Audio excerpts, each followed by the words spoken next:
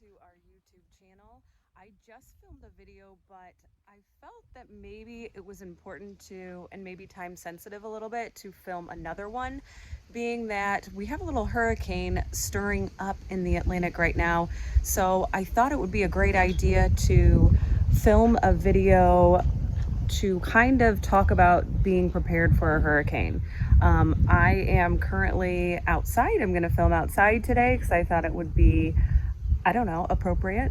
The weather's gorgeous right now, and it kind of brings me back to 2017 when Hurricane Irma hit, and that very feeling that we had when we knew that Hurricane Irma was coming our way, and what to expect and how to prepare for it. So let's talk about how to prepare for a hurricane. Let's go.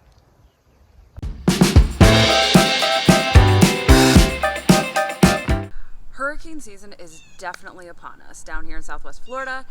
Hurricane season is around June through November, with a peak in August and September. That's when the water is really warm and it really generates enough energy, to really create those storms. So, as Florida locals, we can tell you that after being through a few hurricane seasons, you definitely get more confident about going into them and being able to handle them and not being so, nervous about them. You just have to know how to handle them and be prepared, and then you'll be fine. So back in 2017, we had just moved here, and that's when Hurricane Irma hit.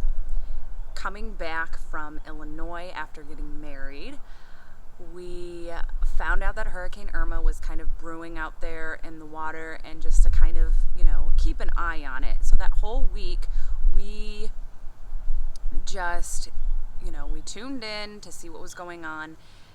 That brings me to a point that is it's really kind of a plus. Hurricanes, it's not like it just comes and hits you out of nowhere. We have such great technology out there, so people are really aware of when and where it's going to hit, and kind of the real, damage that you might be looking forward to. So, not looking forward to, but you know what I mean.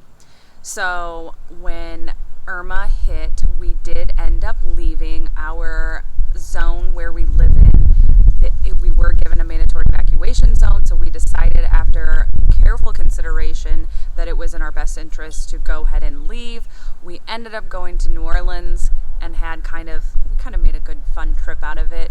And to be honest, people in New Orleans really knew what we were going through because they had gone through Hurricane Irma, and I felt so nervous and scared about everything, but they just said, if it were to come in and take out the entire state of Florida, then you just rebuild. And at that point, I really agreed with them, and we really got this good camaraderie with, the people that live in New Orleans, and a lot of the Florida people that ended up traveling there as well. So we were really able to handle it, and now we know how to properly prepare for it. And I wouldn't say that as Florida locals that we are, scared per se of hurricane season. You just have to be prepared. So let's talk about some of the things that you can do to make sure that you're properly prepared for a storm that may be coming your way. All right, let's just quickly talk about some of those essentials that you want to have. So one of the most important things to have is water. If you are able to get a gallon for each person for each day, and plan out to be prepared for about 3 to 7 days, that would be key if you are able. Obviously, you want to make sure that you have enough food. It's good to have essentials and snacks and beverages. Canned foods will work.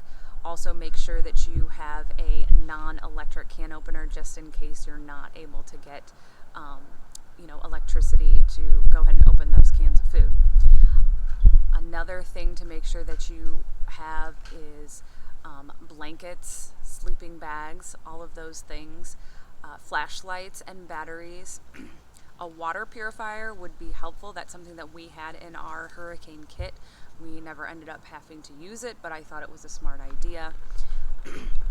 A first aid kit, prescriptions, sunscreen, bug spray, It's good to have cash because ATMs may not be available after a storm hits. It is really important to go ahead and document all the valuables that you have in your home. That's maybe something that you should want to do anyway. Tools, you want to keep a set of tools that you can have handy for while the storm, comes or after. Your vehicle. Okay, so here's something that we experienced when we went through Irma as well. Like I said, we had just come back from our wedding in Illinois, and we were very exhausted after a week of planning and partying and celebrating our nuptials. My aunt, who has lived down here for many years, called us and warned us. She said, hey, I know you're probably not feeling up to it right now, but make sure that you go up and fill your gas tank. So I am glad that we chose to do that.